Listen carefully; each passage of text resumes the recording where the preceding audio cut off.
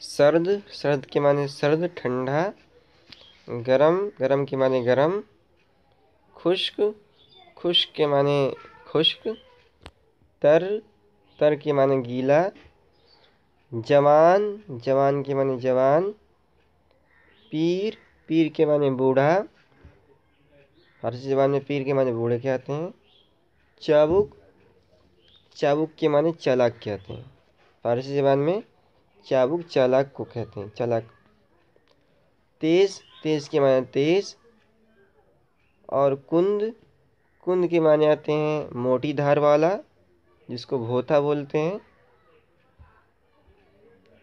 سیاہ، سیاہ کے معنی کالا، سفید، سفید کے معنی سفید، سرخ، سرخ کے معنی لال، زرد، زرد کے معنی پیلا۔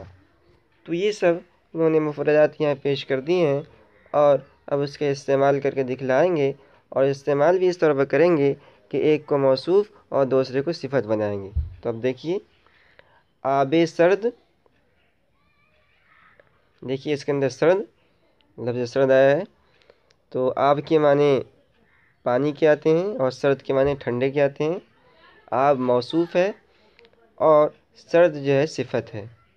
تو فارسی زبان کے اندر پہلے موصوف آتا ہے، بعد میں صفت، اور جب اردو میں ہم اس کا ترجمہ کریں گے تو پہلے صفت کا ترجمہ کریں گے اور پھر موصوف کا ترجمہ کریں گے۔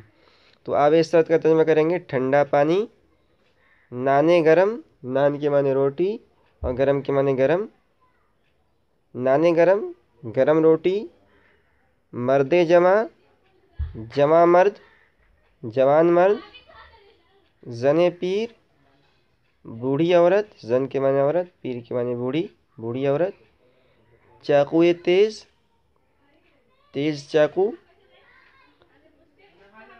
کارد کند، کارد کے معنی چھری کے آتے ہیں، اور کند کے معنی بہت موٹی دھار والا۔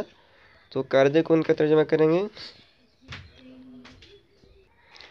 تو کارد کند کا ترجمہ کریں گے موٹی دھار والا چھری۔ اسپ چابک، اسپ کے معنی گھوڑا، چابک کے معنی چالاک، اسپ چابک، چابک کا ترجمہ ہوگا چالاک گھوڑا۔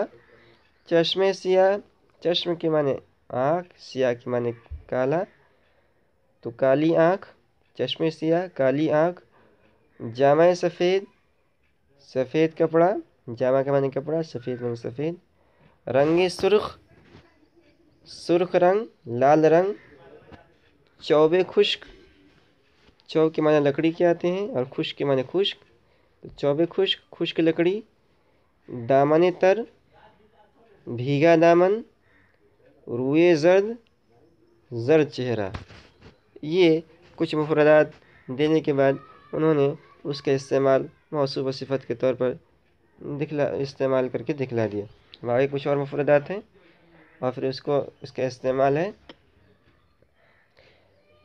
تو مفردات پہلے پڑھتے ہیں۔ خوشخو، خوشخو کے معنی آتے ہیں اچھی عادت والا۔ دیکھیے دو لفظ سے بنا ہے، ایک لفظ ہے خوش اور دوسرا خو۔ خوش کے معنی اچھا کے آتے ہیں، عمدہ کے آتے ہیں، اور خو کے معنی عادت کے آتے ہیں۔ تو خوش خو، اچھی عادت والا۔ خوش خط، یہ بھی دو لفظ سے بنا ہے، لفظ خوش اور خط۔ خط کے معنی تحریر کے آتے ہیں اور خوش کے معنی عمدہ۔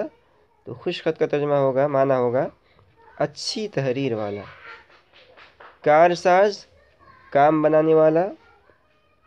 جاں باز، جان پر کھیلنے والا، جان کی بازی لگانے والا، اس کا ترجمہ بہادر سے بھی کرتے ہیں۔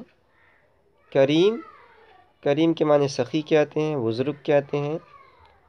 امین، امین کے معنی عام، سب پر، عام، عام سب پر، جو عام سب پر ہو، سب کے لیے ہو۔ غمگین، غمگین کے معنی آتے ہیں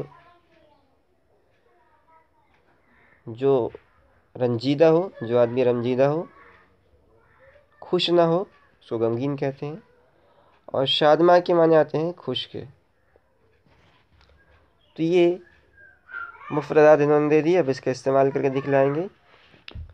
خدائے کارساز، تو دیکھیے خدائی کارساز کے اندر خدائی موصوف اور کارساز اس کی صفت. تو خدائی کارساز کا ترجمہ کریں گے کام بنانے والا خدا. خدا موصوف کارساز سے کام بنانے والا خدا. مرد جاں باز جان کی بازی لگانے والا مرد یا بہادر مرد. رسول کریم سخی رسول لطف عمیم عام مہربانی. پسرے خوشخو اچھی عادت والا لڑکا.